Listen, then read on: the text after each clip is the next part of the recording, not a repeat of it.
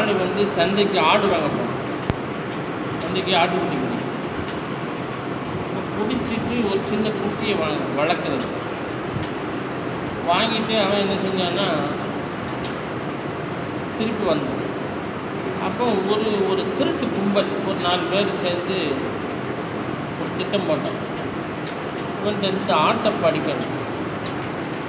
அப்போ அவங்க 4 பேர் சொன்னால் நம்ம போய் ஒரு முறைச்சாலே ஒரு மிரட்டினாலே என்ன செய்வான், கூப்பிட்டு ஓடி போயிடுவான். அப்படியெல்லாம் அவனை பயமுறுத்தியோ எதையுமே செய்யாமல் கொடுக்கணும். அது என்னடா வழி அப்படின்னு அவங்க கடைசியில் என்னென்னு சொன்னாங்க. சரி, அதுக்கு வழி நமக்கு யோசனையில் அப்படி ஒரு வழி இல்லை. இன்னும் உருட்டி மிரட்டலாம், ஒரு 4 சாத்தி அவன்கிட்ட பிடிக்கலாம். அதை விட்டுட்டு நீ அவனை பயமுறுத்தாமல் எப்படி வாங்கிறது அப்படின்னு அவன் கேட்டான். இப்போ தலைவரை நீங்களே சொல்லுவோம், யோசனையை நீங்களே சொல்லுவோம். இப்போ அவன் சொன்னான், சரி பிரச்சனை இல்லை, அவன் வருவான். நீ 1 கிலோமீட்டர் தள்ளி நீ நினைக்கணும் முதல் ஆள், அடுத்து ஒரு ஆள் 2வது கிலோமீட்டர், பிறகு ஒரு அரை பரலாங்க தள்ளி இன்னொரு, கடைசியாக நான் நிற்பேன். இந்த மாதிரி நடந்துக்கணும்னு சொல்லி ஒரு யோசனை சொன்னேன். இப்போ அவங்களும் என்ன செஞ்சாங்கன்னா, அந்த ஆள் வந்தான், அந்த கிராமத்தான். முதல் ஆள் கேட்டான், அண்ணாஜி எங்கே போயிட்டு வரையே அப்படின்னு. ஆடு வாங்க போயிட்டேன். முதல்ல சௌரியமாக இருக்கலாம் அப்படி இப்படின்னு விசாரிச்சு எங்கே போயிட்டு வரீங்கன்னா ஆடு வாங்க. இன்னொன்றும் ஒழுங்காக பேசுனியா, ஆடு வாங்கின முடியல, நாய்க்குட்டியை கையில் வச்சுக்கிட்டு ஆடு வாங்க முடியல அப்படின்னு. கையில் வச்சுருக்கிறது நாய், நீங்கள் ஆடு வாங்க போன முடியல, என்ன இடக்கா அப்படின்னு. அன்றைக்கி இவனுக்கு கோவம் வந்துச்சு. யாருக்கு? ஆடு வச்சுருக்கோம். ஆனால் பைத்தியமான கண்ணு கூட்டு போயிடாதே அப்படியா அப்படின்னு சொல்லி என்ன செஞ்சாங்க அப்படின்னு சொல்லிவிட்டு இப்படி அன்றைக்கி தான் ஆட்டை போய் என்ன செய்யறான், நாய்க்கிறான் அப்படின்னு சொல்லி குழம்பிக்கிட்டே போனான். 2வது ஒரு இடத்துல அவன் பார்த்தோன்னா, என்னது எங்கே தூரமா இது போட்டு வரையா, என்ன விஷயம் என்ன இதுன்னு அப்படியே நல்ல விசாரித்தான். கேட்டு என்ன எங்கே போனீங்க சந்தைக்கா? ஆமாம், என்ன வாங்குனியா? என்ன ஒரு ஆடு வளர்க்கணும். என்ன எடக்கு பண்ணுறியோ, இது ஆடா? நாய்க்குட்டியை கையில் வச்சுக்கிட்டு ஆடு இல்லையில, நல்ல யோசனையாக இருக்கா அப்படின்னு சொன்னால் அவன்கிட்டையும் கொஞ்சம் வேகணும். ஆனால் முதல்ல இருந்த பவர் கொஞ்சம் குறைஞ்சிடுச்சு. அவன்கிட்டையும் சொன்னால் ஆனால் கண்ணெல்லாம் குருடலை, ஆட்டுக்குட்டி வச்சுருக்கேன், அதை போய் நாய்ங்கிற அப்படி இப்படின்னு சொல்லிட்டு போயிடும். 3வது ஆள் தூரத்தில் வாங்க வாங்க வாங்க, எங்கே நான் இந்த ஜாதி தானே வேணும்னு தேடிக்கிட்டு இருக்கேன், இந்த நாய் எங்கே வாங்கினீங்க அப்படின்னு. என்னது இந்த ஜாதி தான் தேடிக்கிட்டு இருக்கேன், இது கிடைக்காத, ரொம்ப அபூர்வமாச்சேன், இது எப்படி உங்களுக்கு கிடைச்சிது அப்படின்னு சொன்னோடனே அவங்க என்ன, ஆடு வாங்கி வச்சுருக்கேன், நாய் என்னடா என்ன பச்சை விளையாடுறியா, நல்லா ஜாதி நாயாகும், இது எப்படி அப்படின்னு. உடனே இவனுக்கு கொஞ்சம் கிதக்கணுச்சு, ஓரளவு கொஞ்சம் போயிட்டான். அப்புறம் அங்கே போனான். அவன் பார்த்த உடனே தூரத்துலேயே பார்த்த உடனே, இதைத்தானே ஜாடிக்கிட்டு இது சாமானியமாக கிடைக்காத, இது எது வாங்கியே ஜாதி, இது 1ஆம் நம்பர் ஜாதி தான் அப்படின்னு சொன்னான். ஆட்டை போட்டு ஓட்டம் பிடிச்சிட்டு. இப்போ அது மாதிரி நான் சுண்ணத்தை கேலி பண்ணி சுண்ணத்தை ஃபாலோ பண்ணாங்க, சுண்ணத்துக்கு மாறு செஞ்சு என்னென்னா இப்போ என்ன செய்தோம், சுண்ணத்தை நாயாக்கி இப்போ எல்லாம் போட்டுட்டு ஓடுத மாதிரி. கணவன்களை பெரியாருக்கு அல்லாவுக்கு ஓப்பானது சுண்ணத்தில் பெரிய பாதுகாப்பு இருக்குது. அல்லாஹ் சுண்ணத்தை கொண்டு தான் ஹிதாயத்து கிடைக்கும். மனுஷனுக்கு சுண்ணத்தை விட்டுட்டு ஹிதாயத்து கிடைக்கும். அல்லாவுக்கு அவ்வளோ மெஹ்பூபா. உமர் ரலியல்லாஹு தஆலா அவங்கள கொலை செய்யணும்னு ஒரு ஆள் ஸ்கெட்சு போட்டான். உமர் ரலியல்லாஹு தஆலா கொலை செய்யணும். அவன் போட்டவுடனே எப்படி கொலை செய்யலாம்னு சொல்லி பார்த்தான். பார்த்து உமர் எங்கே போகிறாரு, எப்படி போகிறாரு, என்ன நடக்கிறாரு, ஒரு நாள் முழுக்க அவர் நடவடிக்கையெல்லாம் பார்த்தான். உமர் ரலியல்லாஹு தஆலா தொழுதாங்க, வச்சாங்க. ஒரு நுகா தொழுதுட்டு என்ன செஞ்சாங்க, அதுக்கப்புறம் போய் ஒரு மரத்துக்கு அடியில் ஒரு செங்கலை வச்சு ஹைலுல்லா சுண்ணத்து, ஹைலுல்லா தொழுகிறது தூங்கிறது சுண்ணத்து. நுகருக்கு முன்னாடி கொஞ்சம் நேரம் மதரசாக்கள்லாம் போனீங்கன்னா ஒரு தூக்கம் கொடுப்பான். அப்போ அதை வந்து ஒரு தலையில் கல்லை வச்சு படுத்துக்கிட்டான். இதை பார்த்தோம். அப்போ வேறு வழியில் இதுதான் நல்ல சரியான இடம்னு சொல்லி அது ஒரு மரத்தடி, அந்த மரத்தில் ஏறி உட்காந்து வருவாங்க காலைல. இப்போ அவங்க படுத்திருக்காங்க, இவன் மேலே ஏறி பையன் ஒரு ஸ்டெப்பு கீழே வர ஆரம்பித்தோடனே ஒரு சிங்கம் வந்து அவங்க காலுக்கு அடியில் படுத்துக்கிட்டு அப்படியே காலை விரடி கொடுத்துக்கிட்டு இருந்துச்சு. அவங்க அசந்துக்குவாங்க. இவன் பார்த்தான், ஒரு ஸ்டெப்பு கீழே வந்தவன் ரொம்ப மேலே போயிட்டான். ரொம்ப ஆபத்து. இப்போ அது முதல் நாள் ஆச்சு, 2ஆவது நாளும் அதே மாதிரி, 3ஆவது நாளும் வந்துச்சு. அந்த அன்றைக்கி என்ன செஞ்சான், சாத்தியம் பண்ணணும். எதை கொண்டு இவ்வளோ பெரிய பாதுகாப்பாக எதை கொண்டு கொடுக்கணும்? சுண்ணத்தான தூக்கம்னு ஒன்று கையில்லா தூங்குறதுக்காக சுபரில்லாத்தாலா இருந்தாங்க. அந்த முறையில் எல்லாம் எவ்வளோ பெரிய பாதுகாப்பு கொடுத்தான். இது மாதிரி வாழ்க்கையில் எல்லாத்துலேயும் சுண்ணத்தில் தான் ஹிதாயத் இருக்குது. சுண்ணத்தை கொண்டு தான் நபியுடைய வழிமுறையை கொண்டு தான் மனுஷன் அல்லாவை நெருங்க முடியும். அல்லாஹ் வேற ஒரு வழியில் தன்னை வந்தடையக்கூடிய எல்லா பாதையும் அல்லாஹ் க்ளோஸ் பண்ணிட்டான்.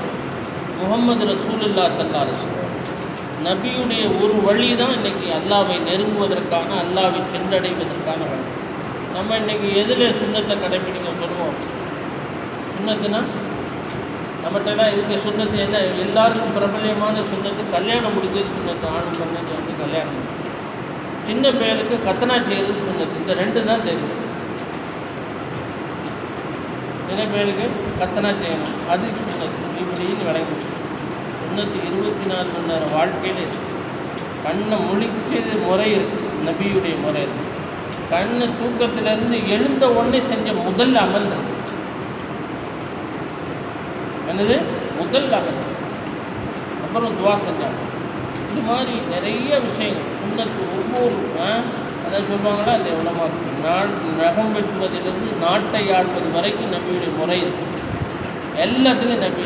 நமக்கு இன்றைக்கி சுண்ணத்துனா என்னன்னே தெரியாது, எப்படி ஃபாலோ பண்ணணும்? எது சுண்ணத்து தெரியுமா? சுண்ணத்தை விட்டு தான் இன்றைக்கி உம்மத்து என்ன செய்யுது? தூரமானதுனால என்ன செய்யும்? மாற்றார்கள், வழிகேடர்களுடைய வழியை ஃபாலோ பண்ணக்கூடிய சந்ததிகள் உருவாயிட்டான். வழிகேடு யார் சபிக்கப்பட்ட? நபி ஸல்லல்லாஹு அலைஹி வஸல்லம் ஒரு தடவை ஒருத்தன் வந்தான், ஒரு முரட்டு ஆசாமி வந்து நபியிடத்தில் கேட்டான், நீங்கள் என்ன ஆடு மேய்ப்பவர்களையும் குதிரை சவாரி செய்யும் வீரர்களையும் தாழ்த்தி, அதாவது குதிரை ஒட்டகம் சவாரி செய்யும் வீரர்களை தாழ்த்தி ஆடு மேய்ப்பவரும் அவருடைய சந்ததிகளையும் உயர்த்த நாடுகிறீர்களா அப்படின்னு கேட்டான். அப்போ நபி ஸல்லல்லாஹு அலைஹி வஸல்லம் கோபம் வந்துச்சு, நெஞ்சி சட்டை பிடிச்சிருக்கான். அவர் சொன்னாங்க, நீ அறிவியினர்களுடைய ஆடை அணிஞ்சிருக்க, நீ அணிஞ்சிருக்க ஆடை இருக்கே அறிவியினர்கள் அணியக்கூடிய ஆடை, அதனால் உன் புத்தி இப்படி தான் பேசுவோம், நீ இப்படி தான் மரியாதை இல்லாமல் ஒழுக்கம் இல்லாமல் நடந்துக்கிடுவ அப்படின்னு சொன்னாங்க. இப்போ ஆடைக்குன்னு ஒரு குணம் இருக்குது. இப்போ நபி சுண்ணத்தான ஆடைகளை கொண்டு என்ன செய்யும்? நம்மகிட்ட நல்ல தன்மைகள் ஏற்படும். இப்போ இன்றைக்கி பார்த்தா இன்றைக்கி என்ன இதெல்லாம் விட்டு தூரமாகிடும் உம்மத்தில். அதனால தான் என்ன செய்யுது? சந்ததிகள்லாம் எப்படி இருக்குது? ஸல்லல்லாஹு அலைஹி வஸல்லம் ரியாலு சாலிஹீன் எனக்கு ஒரு உலமாக்கள் சொன்னாங்க. ரியாலு சாலிஹீன் தெளிவான, அதாவது நபியுடைய அடையாளங்கள், எப்படி ஆடை அணிஞ்சாங்க, எப்படி உச்சி ஊட்டினாங்க, எப்படி முடி வச்சுருந்தாங்க, எல்லாத்துக்கும் அது ரியாலு சாலிஹீனில் ரொம்ப தெளிவாக இருக்குது. அதில் ஒரு இடத்துல வருது, யார் மாற்றார்களைப் போல முடி வெட்டி கொள்வார்களோ அவங்க நரகவாதினே இருக்கு, நரகத்துக்கு போவாங்க. இன்றைக்கி நம்ம சுண்ணத்தை பற்றி சொல்லாதனால நம்ம பசங்கள்லாம் எப்படி அலையுது? என்னது?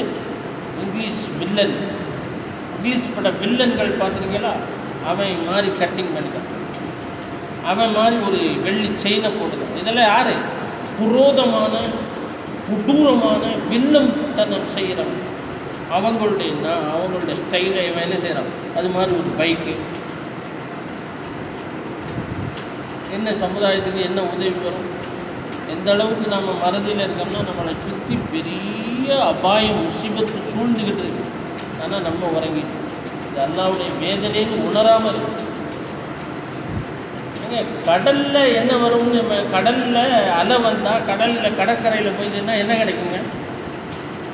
கடற்கரையில் நிற்கிறோம், நல்ல அலை அடிக்கு காற்றடிக்க. அப்போனா நம்ம உடம்புல என்ன கிடைக்கும்? குளிர்ந்த காற்று படும். கடற்கரை ஓரம் அப்படின்னா குழுன்னு காற்றடிக்கும். இதைத்தானே கேள்விப்பட்டிருக்கோம். கடல் அலைக்குள்ளே என்ன வருது? என்ன வந்திருக்குங்க? இப்போ வந்திருக்கு எல் நினோ. என்னது? வெப்ப அலை. தண்ணிக்குள்ளேருந்து வெப்பம் வரும். எல்லாம் கியாமத்து நாளில் உலகத்தை அழிக்கும் போது தண்ணிக்குள்ளேருந்து என்ன வரும்? நெருப்பு ஜுவாலைகள் ஏற்படும். அல்லாஹ் எப்படிப்பட்டவன் நம்ம உணராமல் இருக்கும். அல்லாஹ் யார், எப்படிப்பட்டவன்? எல்லாம் உலகத்தில் டெக்னாலஜி இருக்குது, அறிவியல் இருக்குது, பெரிய பெரிய கண்டுபிடிப்புகள் இருக்குது. ஆனால் என்ன செய்ய முடியல? இவைகளால் என்ன செய்ய முடியாது? என்ன செய்ய முடியாதா? சொல்ல முடியும், இப்படி வரும், இவ்வளோ டிகிரியில் உங்களுக்கு வெப்பம் அடிக்கும். என்னது?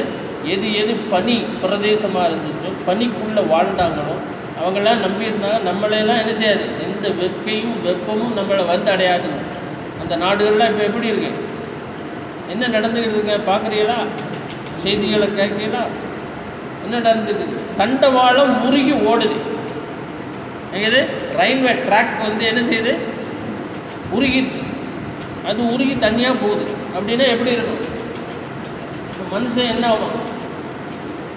பார்த்தீங்கன்னா உலகத்தில் சூழ்ந்து நிலைமைகள், பருவநிலை மாற்றம் மண்டையை போட்டு குழப்பிட்டு கிடக்கிறான். எங்கே வெயில் அடிக்குமோ அங்கே பூரா பனி கொட்டுது, பனி மழை பெய்யுது. எங்கே பனி பிரதேசமாக மழை அடிக்குமோ அங்கே பூரா வறட்சிகள் ஏற்படும். நெருப்பு ஜுவாலை மாதிரி என்ன செய்யுது? வெயில் அடிக்கும். இதெல்லாம் என்னது? யூனுஸ் அலைஹிஸ்ஸலாம் அந்த மக்கள்கிட்ட சொன்னாங்க, நீங்கள் அல்லாஹ்வை ஏற்றுக்கொள்ளுங்க. அவன் நிராகரித்தான். அப்போ சொன்னாங்க, உங்களுக்கு அல்லாஹ்வுடைய வேதனை வரப்போது, ஒரு மேகம் வரும், அது இன்னென்ன அடையாளங்களோடு வரும், நீங்கள் அழிஞ்சு போயிடுவீங்க. அவ்வளோதான். அவங்க ஈமான் கொள்ளாத மக்கள். ஆனால் யூனுஸ் அலைஹிஸ்ஸலாம் வேறொரு விஷயமாக நாட்டை விட்டு வெளியே போயிட்டான். இப்போ அந்த மேகம் வந்துச்சு. மேகத்தில் அந்த யூனுஸ் அலைஹிஸ்ஸலாம் சொன்ன அடையாளங்களாக இருந்துச்சு. உடனே என்ன செஞ்சால், இது நமக்கு நலவை தர்ற, எதுவும் தண்ணி மழை தர்ற மேகம் இல்லை, இது நம்மளை பிடிக்க வந்த மேகம். இப்போ என்ன செய்யணும்? உடனடியாக சரண்டர். என்னது? யூனுஸ் சொன்ன அந்த களிமாவை ஏற்றுக்கணும்.